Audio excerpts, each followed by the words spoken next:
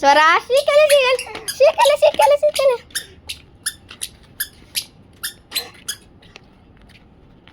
ಸ್ವರ ಅಂದ್ರೆ ಯಾರು?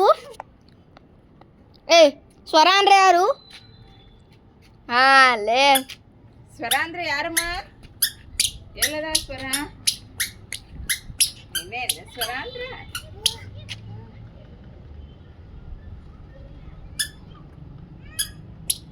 ಚಾ ಹೆಂಗ್ ಕುಡಿಯೋದು?